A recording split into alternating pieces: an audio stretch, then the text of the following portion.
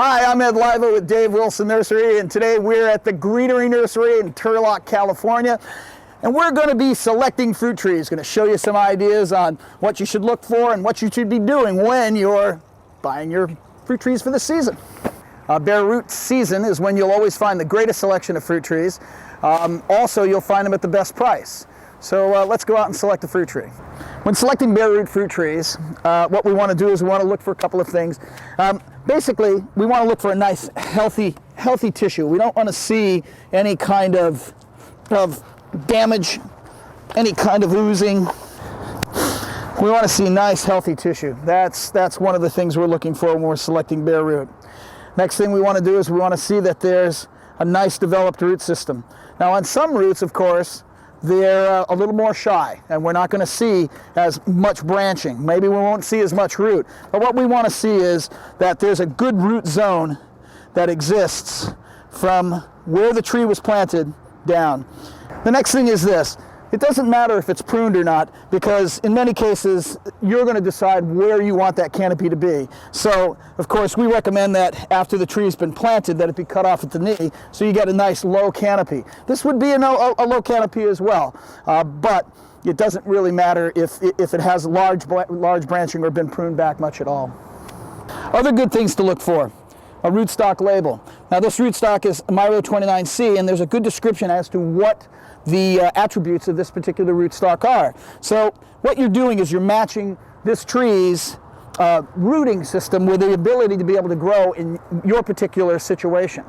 Poor drainage, any particular disease problems, dryness, sandy soils.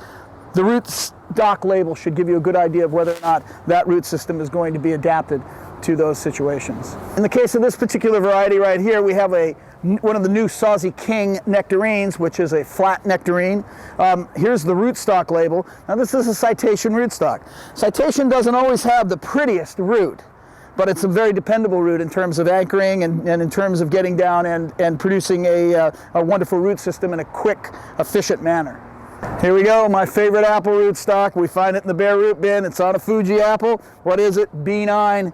B9, minuscule root, very suspicious, but also very dependable. So if you find a root like this, and it's got a label on it that says B9 rootstock, it's a very dependable rootstock.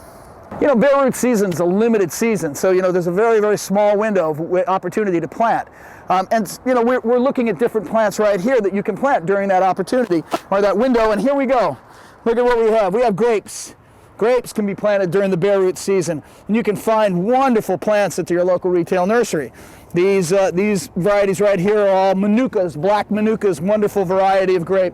We got another one over here, of course, the Thompson seedless, very, very popular variety of grape. And some Flame seedless, which are also popular. Grapes are a wonderful, wonderful product to plant during the Bareroot season. All right, we're looking around to see what offerings we got for this Bareroot season, and here we go. We've got some multiple budded fruit trees. Real popular item during Bareroot season. These are 4-in-1 peaches, I see. We've got some, this is a real nice product right here. You've got 4 really nice balanced varieties on here. So this would be an ideal Bareroot, multiple budded, but it's definitely not typical. What's typical is having something like this Asian pear, where you have a little smaller variety that's actually grown a little weaker than the other 2 or 3. And it's always important when you're selecting these, if this is what you have to choose, this looks healthy, you want to make sure that it's not broken. You want to make sure that it originates with a color code on it, so that you know that it actually is a variety and not just a rogue branch. And always, when you're planting these up, plant the smaller variety to the south or southwest. Hey, Jay, so what are people looking for when they come in for Bareroot, at this time of the year? Well, typically they have a specific thing in mind that they want. They're looking either for a peach or a cherry or something like that. And when they tell us that, then we ask them, when do you want it to ripen? And if then they say, well, we don't care. We say, well, we have several different varieties that can ripen successively throughout the summer. So what is your window of opportunity that you want this fruit to come off?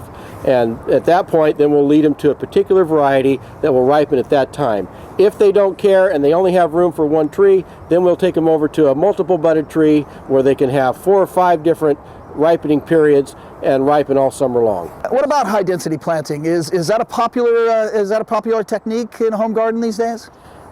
It is getting more popular with people's smaller yards that they have now. People don't quite understand that you can plant 4 trees within 4 square feet of each other and still have an amazing amount of fruit that you couldn't possibly all eat in one time. But it is becoming more and more popular. We are talking about backyard orchard culture in that fashion, and so we are trying to educate the public more about planting more trees closer together and controlling the growth so that it's a shrub, not a tree. So, are there any other options other than just doing Bareroot? You know, do we have other choices here at the Greenery? Sure, you bet we do. If they don't find something in the Bareroot section that they want, we also have containerized trees, and those are trees that have been grown for a year longer in a container, and there are varieties out there that we may not have chosen to offer in a Bareroot form this year, so we'll have them in a 5-gallon container. Good deal. Want to go take a look at them? Sure. Let's do it.